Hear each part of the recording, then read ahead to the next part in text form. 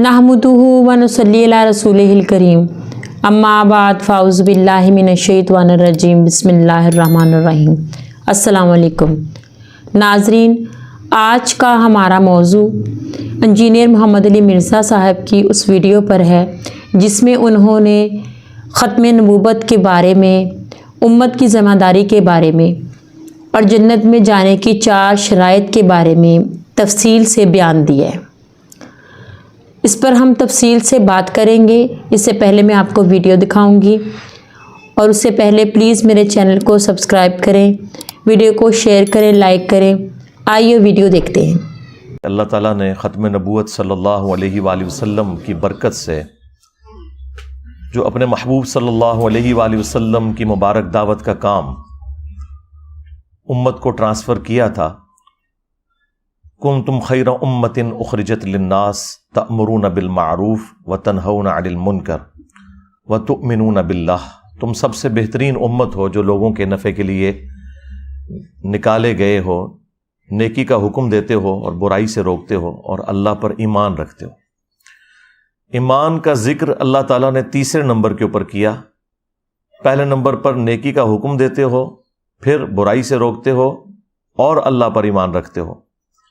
इसमें एक लतीफ़ सा इशारा था कि अल्लाह पर ईमान लाने का हक वही शख्स अदा कर रहा है जो नेकी का हुक्म देता है और बुराई से रोकता है। जब तक ये मामला नहीं होगा उस वक्त तक अल्लाह ताला के लिए उसकी कमिटमेंट, हमीयत शो नहीं होगी कि उसके लिए तरजीह अव्वल अल्लाह की ज़ात है। इसीलिए कुरान और सुन्नत में बेशुमार जगह इस चीज़ को एम्फसाइज किया गया और इसमें जो ज़रवा सनाम है, टॉप ऑफ द लिस्ट, वो सूरतुल असर है जिसमें अल्लाह ताला ने कामयाबी के लिए 4 बुनियादी शराइत बताई कि कम अज़ कम ये जिसमें होंगी वो आखिरत में अल्लाह के हुजूर कामयाब ठहरेगा। इल्लल्लज़ीना आमनू, पहले तो अल्लाह ताला ने फरमाया कि ज़माने की कसम है कि पूरी इंसानियत घाटे में है, या ज़माना गवाह है इस बात पे कि पूरी की पूरी इंसानियत घाटे में रही है। अक्सरियत लोग तो गुमराही हुए, अंबिया कराम की दावत पर बहुत कम लोगों ने लब्बैक कहा, लेकिन जिन्होंने कहा उनको अल्लाह ताला ने फिर जिक्र किया, वल अस्र इन्नल इंसान लफी खुस्र। ज़माना गवाह है इस बात के ऊपर, कसम है ज़माने की कि इंसानियत ओवरऑल घाटे ही में है। इल्लल्लज़ीना आमनू, अब ये वो 4 शराइत शुरू हो रही हैं, सवाए उनके जो ईमान ले आए, वामिलुस्सालिहात, और नेक अमाल किए। ये बहुत आसान काम है जी, क्योंकि अगले 2 काम इतने मुश्किल हैं, उनकी निस्बत से देखा जाए तो ये बहुत आसान काम है। हाँ, अगर इसे आप एब्सोल्युटली देखें तो ये भी मुश्किल काम है। वो अगले 2 काम कौन से? नंबर 3, वतवासौ बिल हक, और हक बात की वसीयत करते रहे। वही अमर बिल मारूफ व नही अनिल मुनकर, यानी नेकी का हुक्म देना और बुराई से रोकना। उसमें भी जो बुराई से रोकना ये ज्यादा मुश्किल काम है। नेकी का हुक्म आप दें, लोग आपको हार भी बनाएंगे। जैसे ही बुराई का जिक्र आप करेंगे कि ये काम ना मैंने करना है ना किसी को करने देना है, तो देखें कि वही आशिकान रसूल, वही आशिकान तौहीद आपके मुखालिफ हो जाएंगे, जिसकी सबसे नुमाइंदा मिसाल रसूलुल्लाह सल्लल्लाहु अलैहि वसल्लम की मुबारक ज़ात है। यानी एक शख्स 40 साल तक मक्के के लोगों की आंखों का तारा है और एक दावत तौहीद बुलंद करने के ऊपर ये हाल हो गया है कि उनको अपनी जान बचाकर रात के वक्त हिजरत करनी पड़ी है उसी शहर से जहां उनसे बढ़कर कोई महबूब नहीं था। और उसकी सबसे बड़ी निशानी ये थी कि लोग आपको सादिक और अमीन कहते थे और अपनी अमानतें, उस जमाने में बैंक तो नहीं होते थे, तो सिक्योरिटी के लिए आपके पास रखवाते थे कि भाई यहां जमा करवा दी तो समझो महफूज होगी, ये शख्स ना किसी को दगा देगा, ना किसी से झूठ बोलेगा, ना किसी के साथ फ्रॉड करेगा। तो अगर रसूलुल्लाह सल्लल्लाहु अलैहि वसल्लम का ये स्टेटस है तो बाकी तो शाही कोई नहीं, फिर सीधी सी बात है। और चौथी शर्त बताई, वतवासौ बिस्सब्र, फिर सब्र की तलकीन भी साथ करनी होगी। यानी ये आपको साथ बताना होगा कि हक गोई का एंड रिजल्ट जो है वो तकलीफ है, इसके बगैर तो अल्लाह ताला ने छोड़ना नहीं है। इसलिए आप देखें कि अंबिया कराम अलैहिमुस्सलाम के ऊपर इतनी तकलीफ आती हैं یہ جو آپ کو وائزین بتاتے ہیں نا کہ اللہ کے راستے پر چلنے کا الٹیمیٹ انجام یہ ہے کہ انسان کو کوئی سکھ نصیب ہو جاتا ہے دنیا میں، تو یہ بالکل آپ کو غلط بتاتے ہیں۔ ہاں، یہ بات درست ہے کہ دنیا میں آئی ہوئی تکلیف برداشت کرنا آسان ہو جاتا ہے، اور یہی ہے فی الدنیا حسنہ۔ فی الدنیا حسنہ کا یہ مطلب نہیں ہے کہ آپ کو تکلیف نہیں آئے گی، ورنہ تو انبیاء کرام علیہ السلام کو کوئی تکلیف نہ آتی، ان کے اہل البیت علیہ السلام کو کوئی تکلیف نہ آتی، ان کے جانثار صحابہ کرام علیہم رضوان کو کوئی تکلیف نہ آتی، لیکن ان کی تکلیفیں جب ہم دیکھتے ہیں تو ہم تو ان کے مقابلے میں شاہی کوئی نہیں۔ یہاں تو پھر بھی لاش گھر واپس آ جاتی ہے۔ آپ ذرا امیجن کریں کہ جو صحابہ کرام اور تابعین جنگ یرموک میں اور قادسیہ میں اتنی دور گھر سے 1000 کلومیٹر 1500 کلومیٹر گئے، اور جو راستے میں بھی فوت ہوئے اور جو میدان جنگ میں شہید ہوئے، تو ان کی قبریں وہیں بنتی تھیں، وہ لاشیں واپس نہیں آتی تھیں، نہ آ سکتی تھی، ظاہر ہے وہ پھر لاش ڈیکمپوز ہونا شروع ہو جاتی ہے۔ آج کل تو ہمارے پاس چونکہ ہوائی جہاز کا سفر ہے، ڈی فریزر موجود ہیں، اور یہ سارے کے سارے سرد خانوں والا سلسلہ شروع ہے، تو اس لیے اس زمانے میں تو ایون امیر حمزہ آپ دیکھ لیں، وہ تو مدینہ شریف کے بالکل ساتھ غزوہ احد کا میدان ہے، ان کو مدینے میں نہیں لا کے دفن کیا گیا، وہیں احد کے میدان میں ان کی قبر بنی ہے۔ تو جہاں جہاں ہوتے تھے، جنگ یمامہ میں جو لوگ شہید ہوئے ہیں آپ دیکھیں، عمر سیریز میں انہوں نے فلمایا نہیں ہے، وہ جو صحابہ کرام 700 سے زیادہ تو حفاظ شہید ہوئے تھے، ان کی قبریں وہیں اسی میدان میں بنی ہیں۔ وہ جو جھوٹا کذاب تھا مسلمہ کذاب، اس کے خلاف جو جنگ ہوئی، تو لاشیں گھر نہیں آیا کرتی تھیں۔ تو آپ اندازہ کریں، اس کا مطلب ہے کہ صحابہ کرام جب بھی گھروں سے نکلتے تھے تو وہ واقعی الوداعی ملاقات ہوتی تھی، وہ آپ والی نہیں جو آپ حج اور عمرے پہ جاتے ہیں۔ آپ تو ملاقات اس لیے کر کے جاتے ہیں نا کہ بتا کے جائیں کہ میں چلے آ جائیں، اور ساتھ یہ میسج دیتے ہیں کہ جب میں واپس آؤں گا تو پھر مبارک کے لیے میرے گھر آنا ہے، ادروائز میں پوری زندگی اپنے دل میں تیرے خلاف بغض چھپا کے رکھوں گا کہ تو آیا نہیں تھا مبارکباد دینے۔ لیکن ادھر تو بھائی معاملہ ہی کچھ اور تھا۔ تو یہ ختم نبوت صلی اللہ علیہ وآلہ وسلم کی برکت سے یہ جو کام شفٹ ہوا ہے، وتواصوا بالحق اور وتواصوا بالصبر، یا امر بالمعروف ونہی عن المنکر، یہ بہت مشکل کام ہے، یہ نبیوں والا کام ہے، لیکن اس کائنات کا سب سے بڑا انعام وہ ہے انبیاء کرام کا جنت میں پڑوس، جو انسان خود حاصل کر سکتا ہے محنت سے۔ اس سے بڑا بھی ایک انعام ہے، لیکن وہ انسان محنت سے حاصل نہیں کر سکتا، وہ یہ ہے کہ انسان کو اللہ تعالیٰ پیغمبر بنا دے۔ یہ وہبی ہے، یہ کسبی نہیں ہے، یعنی اللہ کے عطا کرنے پر ہے۔ اس کے علاوہ جتنے بھی مراتب ہیں وہ محنت سے حاصل ہو سکتے ہیں۔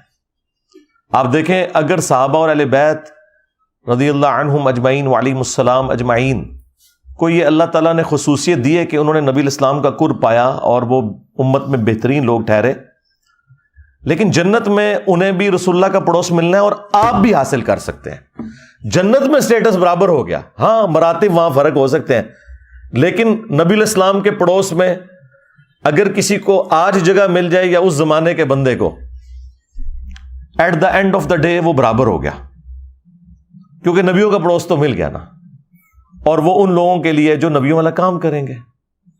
اللہ نے یہ کام تو لینا ہے، چونکہ ختم نبوت کی برکت سے اب یہ کام امت سے لیا جانا ہے، پیغمبر کوئی نہیں آنا۔ تو اب یہ امت کی خوش قسمتی ہے کہ کون کون اپنے آپ کو بھرتی کروا لیتا ہے اس کام کے لیے۔ آواز تو اللہ کی طرف سے لگی ہوئی ہے کہ جس نے بھرتی ہونا ہے ہو جائے، نبیوں والا کام کرے، اور جنت میں اپنے پیغمبر کے ساتھ پڑوس حاصل کر لے صلی اللہ علیہ وآلہ وسلم۔ اللہم اجعلنا منہم مع النبیین والصدیقین والشہداء والصالحین، آمین۔ اب خوش قسمتی اس کی ہے جو اپنے آپ کو اس کام کے لیے اللہ کے حضور پیش کر دے، یہ اس کی خوش قسمتی ہے، لیکن کام بڑا مشکل ہے، سیدھی سی بات ہے۔ اگر یہ کام مشکل ہے تو اب جو لوگ یہ کام کر کے آپ کو آسانی میں نظر آ رہے ہیں نا، تو سمجھ لیں کہ یہ وہ کام نہیں کر رہے۔ ہاں، چاہے وہ کسی مذہبی جماعت کا کوئی لیڈر ہے یا کسی پولیٹیکل جماعت کا لیڈر ہے، اگر وہ عیاشی کی زندگی، سکون کی زندگی گزار رہا ہے تو آپ سمجھ لیں کہ وہ یہ والا کام نہیں کر رہا۔ بظاہر آپ کو لگ رہا ہے کہ یہ والا کام کر رہا ہے، لیکن وہ یہ والا کام نہیں کر رہا، کیونکہ اس کام کے ساتھ وہ ساری تکلیف جڑی ہوئی ہیں۔ اگر وہ ان تکلیف سے نہیں گزر رہا اور دین کا کام کرنے سے اس نے اپنا دنیاوی سٹیٹس اتنا بلند کر لیا کہ پہلے اس کے پاس ایک سائیکل بھی نہیں تھی اور آج اس کے پاس پراڈوز آ گئی ہوئی ہیں، لینڈ لوورز آ گئی ہوئی ہیں، اور پتہ نہیں کہڑی گڑیاں نے منوس قسم دیا، من تو نام نہیں ہونا دے تھوڑے کو سنتا رہنا۔ تو اگر یہ گاڑیاں آ گئی ہیں اس کے پاس اور اس کا سورس آف انکم کوئی بھی نہیں ہے سوائے اس کے کہ وہ دین سے کھا رہا ہے، تو آپ سمجھ لیں کہ وہ نبیوں والے طریقے پہ نہیں ہے۔ اگرچہ انبیاء کرام علیہ السلام بھی دعوت و تبلیغ میں جب مشغول ہوتے تھے تو ان کا بھی سورس آف انکم بیت المال ہوتا تھا، لیکن وہ اس سے جدادیں نہیں بناتے تھے۔ ورنہ مجھے بتائیں کہ نبی علیہ السلام وفات تک فاقوں میں کیوں رہے ہیں؟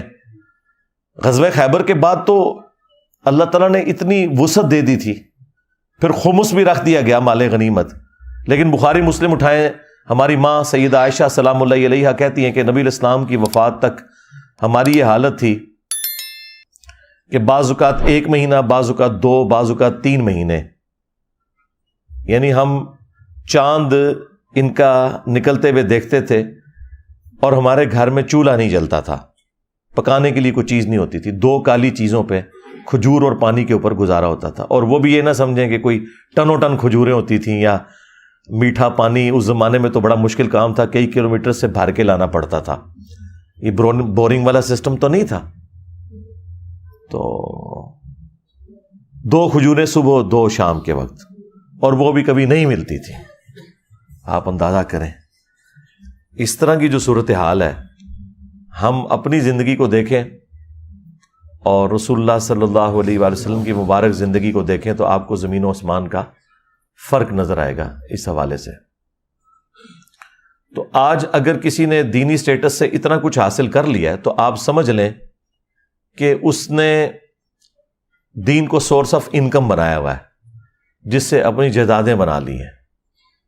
اور انبیاء کرام کے بارے میں آپ سورۃ الاعراف میں تفصیل کے ساتھ ہر پیغمبر کا جب ذکر آیا نا تو اس نے اپنی امت کو ایک ہی درس دیا ہے، لا اسألکم علیہ اجرا، اس دعوت و تبلیغ کے بدلے میں تم سے کوئی اجر نہیں مانگتا، میرا اجر میرے رب کے حضور پکا ہے۔ یعنی وہ یہ نہیں کہتے تھے کہ آپ ہمیں اس کے بدلے کچھ دیں، نہیں، وہ کہتے تھے ہمارے رب کے حضور اجر پکا ہو گیا۔ تو اللہ تبارک و تعالیٰ نے اپنے محبوب صلی اللہ علیہ وآلہ وسلم کی امت کو جو یہ کام ٹرانسفر کیا ہے، یہ نبیوں والا کام ہے، اور اسی کام کی وجہ سے اس امت کی فضیلت ہے۔ آپ اکثر یہ سنتے ہیں نا کہ جی امت محمدیہ صلی اللہ علیہ وآلہ وسلم بڑی فضیلت والی امت ہے، تو اس کو وہ رسول اللہ کی مبارک ذات کے ساتھ ریلیٹ کرتے ہیں کہ شاید اس وجہ سے کہ نبی علیہ السلام کا مرتبہ بہت بلند ہے انبیاء کرام میں، اس وجہ سے نہیں ہے، اس وجہ سے ہے کہ نبی صلی اللہ علیہ وآلہ وسلم پر اللہ تعالیٰ نے ختم نبوت کر کے نبیوں والا کام نبی علیہ السلام کی امت کو شفٹ کر دیا۔ اصل میں یہ جو کام شفٹ ہوا ہے نا نبیوں والا، اس کی وجہ سے اس امت کا مرتبہ اگلی امتوں سے بڑھ کر ہو گیا کہ وہ جو انڈیویجول لیول کے اوپر انبیاء کرام مختلف علاقوں میں قوموں میں آتے تھے اور وہ دعوت و تبلیغ کا کام کرتے تھے، ان کے جانثار ساتھی ان کے ساتھ ہوتے تھے، لیکن نبی علیہ السلام کے کیس میں آپ کے دنیا سے تشریف لے جانے کے بعد یہ پوری لیگیسی ٹرانسفر ہوئی ہے آپ کی امت کے اندر، چونکہ کام نبیوں والا ملا، لہٰذا یہ پوری کی پوری امت بنی اسرائیل کے پیغمبروں کی طرح ہے۔ یہ جو اکثر وہ کہتے ہیں نا جی ان کا مرتبہ جو ہے وہ نبیوں کی طرح ہے، مرتبہ نہیں ہے، انبیاء کے تو مرتبے کو کوئی پہنچ نہیں سکتا۔ انبیاء کرام علیہ السلام کا جو سٹیٹس تھا دعوت و تبلیغ کا، وہ والا اس امت میں ٹرانسفر ہوا ہے، اس کی وجہ سے یہ امت اگلی امتوں سے ممتاز ہے۔ جس طرح اگلی امتوں میں ہر قوم، قبیلے اور علاقے میں الگ سے پروفٹ آتا تھا، اس امت میں اب وہ پروفٹس نہیں آئیں گے، بلکہ اللہ تعالیٰ وقتاً فوقتاً ہر جگہ اپنے بندوں کو اٹھائے گا جو نبی نہیں ہوں گے، نبی کے امتی ہوں گے، لیکن وہ کام پیغمبروں والا کریں گے، اور کام اتنا بڑا کریں گے کہ اگر آپ اس کا والیوم چیک کرنا شروع کر دیں نا تو اگلے انبیاء کرام کی جو محنت کا والیوم ہے اس سے یہ بہت بڑا والیوم ہے والیوم کے اعتبار سے. یعنی حضرت نوح علیہ السلام نے 950 سال میں جو محنت کی ہے تو ان کی کشتی کے اندر صرف 78 لوگ بیٹھے ہوئے تھے, اور یہاں ختم نبوت کی برکت سے 350-400 بندہ تو یہاں بیٹھا ہوا ہے اس وقت, اور یہ بھی کسی نبی کی موجودگی میں نہیں, نبی کو دنیا سے گئے ہوئے آلموسٹ 1400 سال ہو چکے میں. تو یہ ختم نبوت کی برکت آپ کو نظر آئی, اور دعوت بھی وہی ہے, اسی پیٹرن کے اوپر ہے, زیرو ٹالرنس توحید کے اوپر.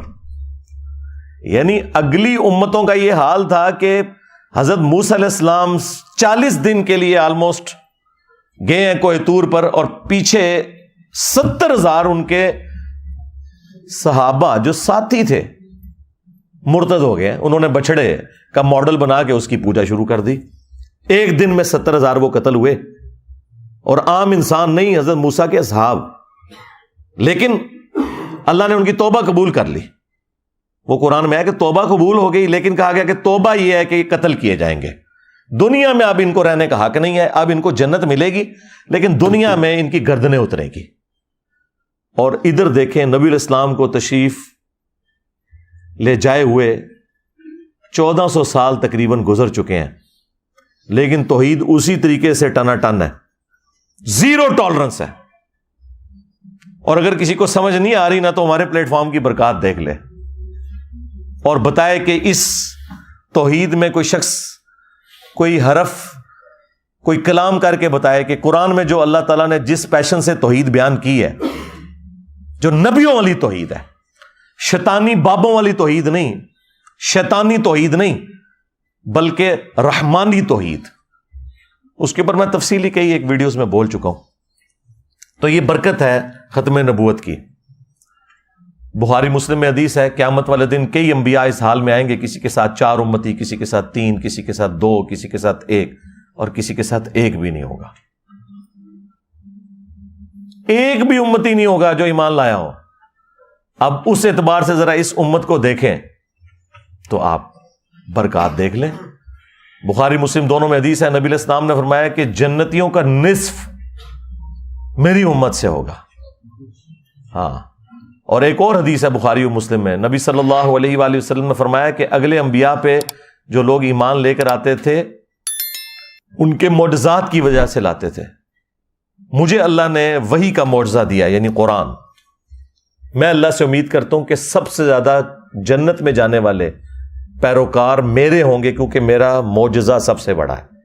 یہ نبی علیہ السلام کا معجزہ قرآن, ٹھیک ہے. اور یہ اتنا بڑا معجزہ ہے کہ یہ اتنی لاڈلی کتاب ہے کہ اس سے پہلے کوئی کتاب اللہ نے محفوظ بھی نہیں کی, اور وہ بھی ختم نبوت کی برکت سے ایسا ہوا کہ چلو نبی تو دنیا میں موجود نہیں ہے, لیکن نبی کا خلیفہ, نبی کا وصی, نبی کا سلیبس وہ اللہ تعالیٰ نے محفوظ کر دیا. انا نحن نزلنا الذکر وانا لہ لحافظون, سورۃ الحجر آیت نمبر 9. بے شک اس الذکر قرآن یاد دہانی کو ہم نے نازل کیا, ہم ہی اس کی حفاظت فرمانے والے ہیں. تو اس کو اللہ تعالیٰ نے قیامت تک کے لیے محفوظ کر دیا تاکہ کوئی شخص یہ گلا نہ کر سکے کہ ہم نے تو پیغمبر کا زمانہ پائے نہیں, ہمیں تو پتہ ہی نہیں تھا حق کیا ہے. اگلی امتیں گلا کر سکتی تھی, لیکن ان کا گلا اللہ نے اس طرح دور کیا کہ ہر نبی جب فوت ہوتا تھا نا تو فوت ہونے سے پہلے اپنی جگہ ایک اور پیغمبر کو خلیفہ چھوڑ کے جاتا تھا. اب ختم نبوت کی برکت سے اس امت میں تو نبی نے آنا کوئی نہیں ہے, تو اللہ تعالیٰ نے نبی علیہ السلام کا خلیفہ قرآن چھوڑ دیا, اور سنت یا صحیح الاسناد احادیث اسی کی تفسیر ہے. اصل میں تو وہ خلیفہ قرآن ہے.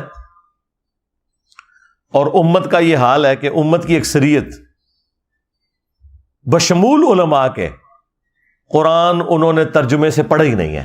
اگر پڑھا بھی ہے تو انہوں نے قرآن کو اپنا امام نہیں مانا کہ قرآن کو ہم اس لیے پڑھیں کہ ہم نے قرآن کے مطابق اپنے عقیدے کرنے ہیں, بلکہ انہوں نے یہ کیا کہ ہم قرآن اس لیے پڑھیں کہ اپنے جو بزرگ بابوں کے عقیدے ہیں نا وہ قرآن میں کہاں ثابت ہوتے ہیں, اور قرآن کی کون سی آیات جو ہیں وہ ہمارے بزرگوں کے عقائد کے خلاف ہے تو ان کا ہم جھوٹا جواب تلاش کرنے کی کوشش کریں.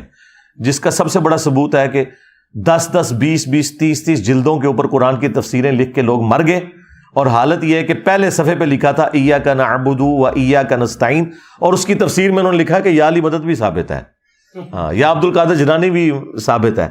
یعنی جس بندے نے قرآن کی تفسیر سے یہ نکالا ہے یعنی جو قرآن میں مانا اچھل اچھل کر باہر نکل رہا تھا وہ اس نے قبول نہیں کیا کہ اللہ تیری عبادت کرتے ہیں اور تجھی سے دعا مانگتے ہیں.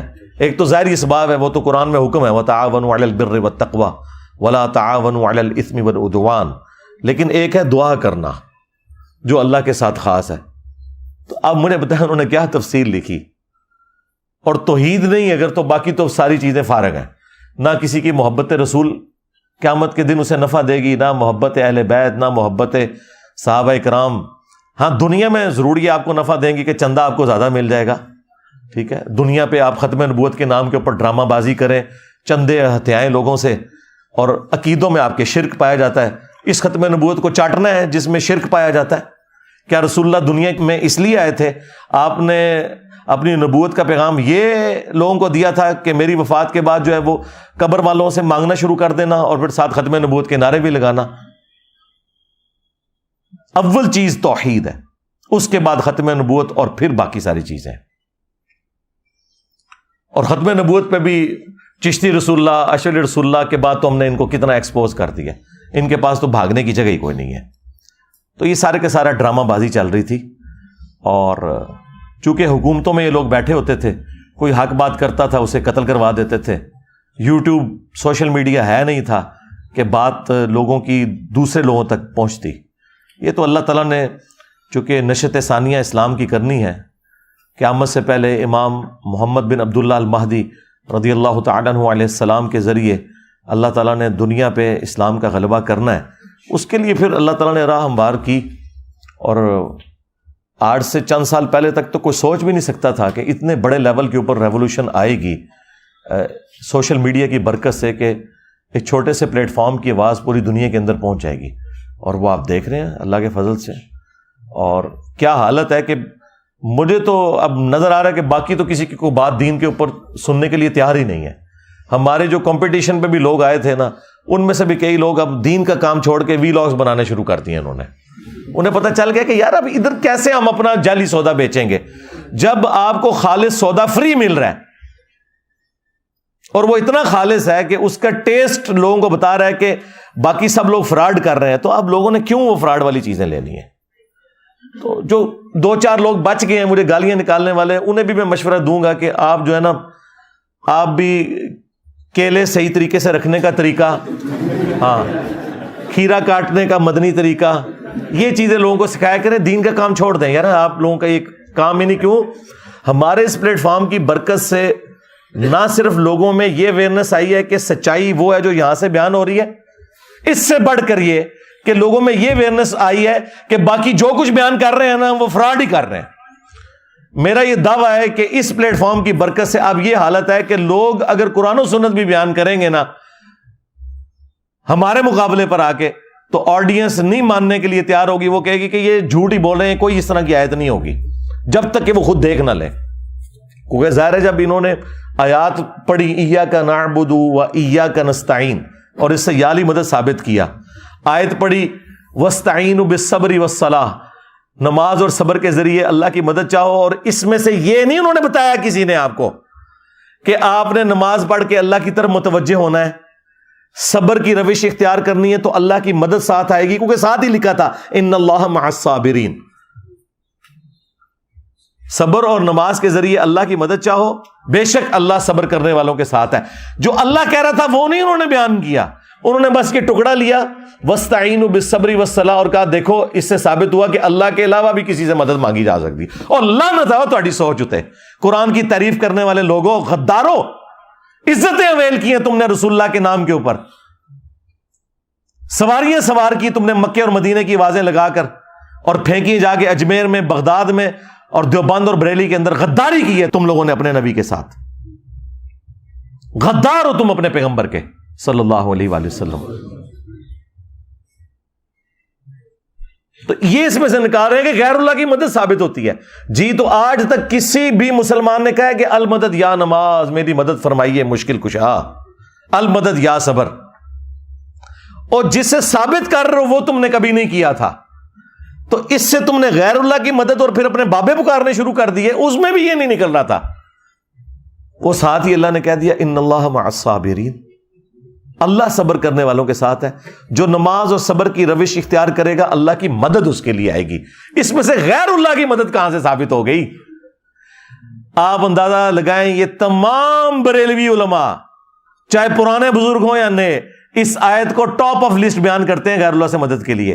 تمام شیعہ علماء جو توحید کا جنازہ نکالنے کی کوشش کرتے ہیں ان کو میں نکال رہا ہوں، جو موحد ہیں، جو توحید کا جنازہ نکالنے والے لوگ ہیں، وہ اس کو پہلے نمبر پہ پیش کرتے ہیں. اس سے ان کے علمی لیول کا آپ اندازہ لگا لیں کہ انہوں نے اور آپ کو دین کا کیا سکھانا ہے. جی تو ناظرین، ہم نے ویڈیو دیکھی.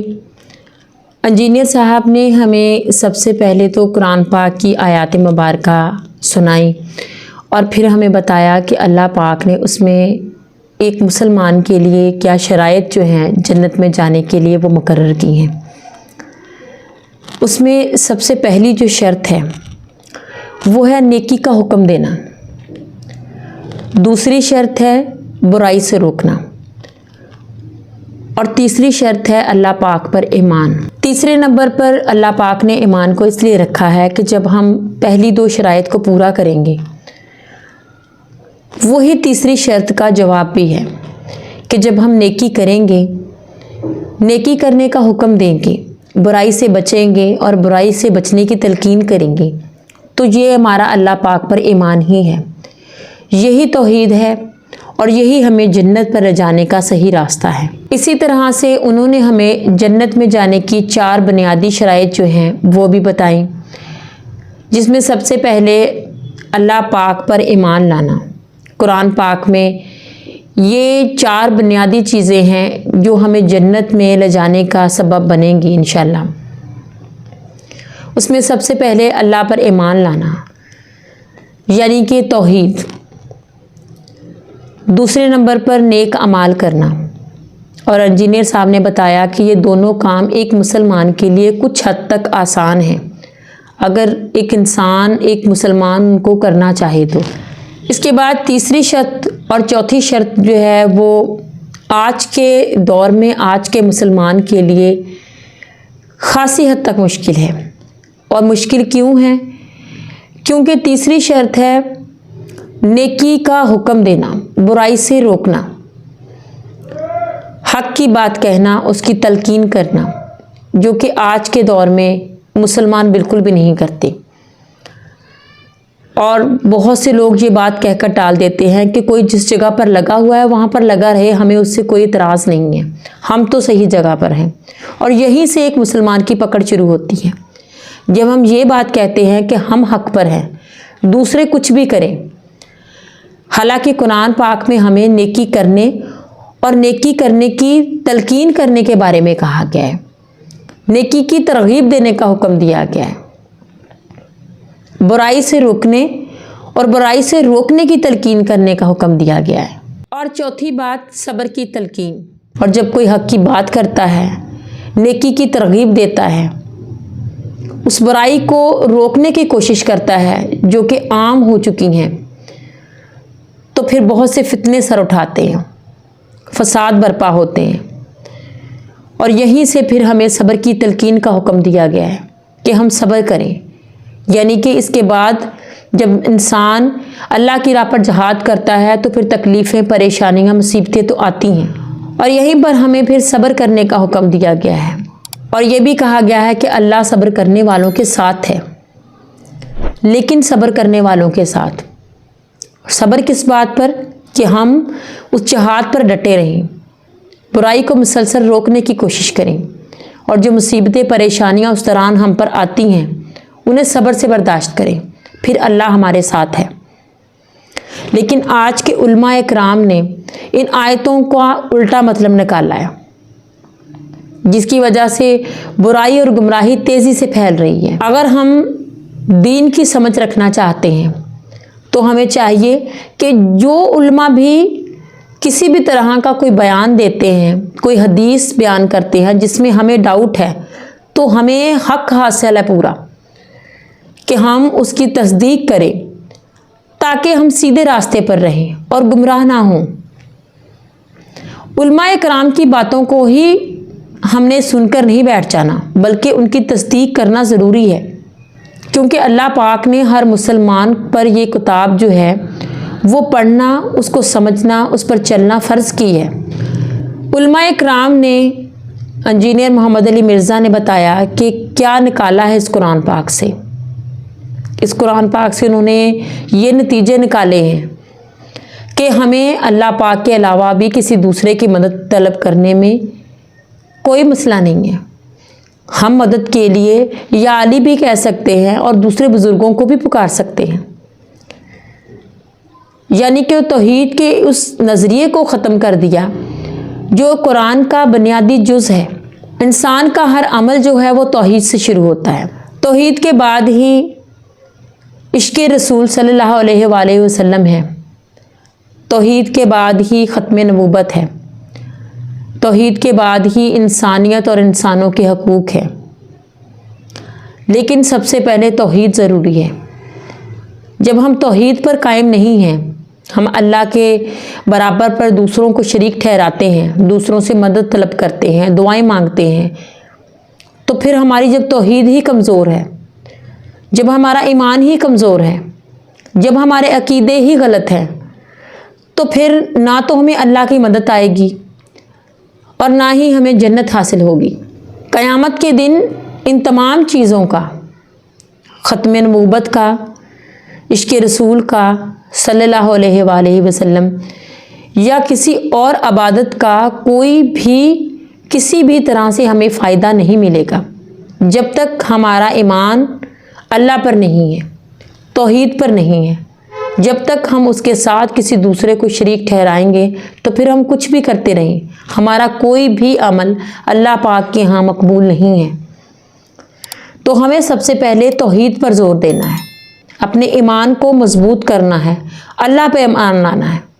تو میرا آج کا انجینئر صاحب کی اس ویڈیو کو دکھانے کا مقصد یہی تھا کہ ہم جنت کی طلب تو کرتے ہیں، لیکن جنت میں جانے والی جو شرائط ہیں ہم ان کو تو پورا کرتے نہیں ہیں۔ تو مرزا صاحب نے ہمیں یہ بتایا کہ جنت میں انبیاء علیہ السلام کا پڑوس ہم کس طرح سے حاصل کر سکتے ہیں، ان کے اس پیغام کو اس امت میں پھیلا کر، اور ختم نبوت کے بعد یہ ذمہ داری ہم پر ہے، اور ہمیں چاہیے کہ ہم اس پر پوری طرح سے اترنے کی کوشش کریں۔ اگر ہم چاہتے ہیں کہ ہم جنت کو پائیں، اللہ پاک کے اس قرب کو پائیں جو جنتیوں کو نصیب ہوگا، اور انبیاء علیہ السلام کے پڑوس میں ہمیں اللہ پاک جگہ عطا فرمائے، تو پھر ہمیں اپنے اس نبی کا جو کام ہمارے سپرد وہ کر کے گئے ہیں، نیکی کو پھیلانے کا، برائی سے روکنے کا، وہ کام ہم بہت خوش اسلوبی کے ساتھ اور بالکل نیوٹرل ہو کر صرف اللہ پاک کی توحید کو بیان کریں، اپنے دلوں کو صاف کر کے، اپنے ایمان کو مضبوط کر کے، اللہ کی توحید پر یقین رکھتے ہوئے ہم نیکی کو پھیلائیں، برائی سے روکیں، اور جو مصیبتیں آتی ہیں ان کو صبر کے ساتھ برداشت کریں۔ اللہ پاک ہمیں توفیق دے کہ ہم اپنے نبی حضرت محمد صلی اللہ علیہ وآلہ وسلم کے اس پیغام کو پہچانیں، سب سے پہلے اس پر خود عمل کریں، اور اس کے بعد ہم دوسروں تک اس بات کو پہنچائیں، برائی سے خود بھی رکیں اور دوسروں کو بھی اس سے روکنے کی تلقین کریں۔ اور جہاں تک اللہ پاک نے ہمیں طاقت دی ہے، ہم اپنی اس طاقت کو استعمال کرتے ہوئے برائی کو ہر طرح سے روکنے کی کوشش کریں، مصیبتوں، پریشانیوں اور تکلیفوں سے ڈرنے کی بجائے ان کا مقابلہ کریں کہ حق کی راہ میں یہ تکلیفیں اللہ پاک نے لکھی ہوئی ہیں، جنت مصیبتوں، تکلیفوں سے ہی ڈھکی ہوئی ہے، اور جہنم جو ہے وہ آسانیوں کے ساتھ، آسائشوں کے ساتھ۔ اللہ پاک ہمیں ہمت دے کہ ہم اپنے نبی حضرت محمد صلی اللہ علیہ وآلہ وسلم کے اس پیغام کو، ان کے اس مشن کو تمام امت میں پہنچانے کا سبب بنے۔ طاقت دے اللہ پاک ہمیں کہ ہم حق کی بات کو کریں اور جہاں تک ہو سکے برائی کو روکیں، مصیبتوں تکلیفوں سے گھبرا کر ہم دین کا کام نہ چھوڑیں اور ڈٹے رہیں اپنے راستے پر، تاکہ ہم کامیابی اور فلاح پائیں۔ اللہ پاک ہم سب کو اپنے احکامات پر چلنے کی توفیق عطا فرمائے، آمین۔ چینل کو پلیز سبسکرائب کریں، ویڈیو کو شیئر کریں، لائک کریں اور کمنٹس باکس میں جا کر آپ اپنی رائے کا اظہار ضرور کیجیے۔ السلام علیکم۔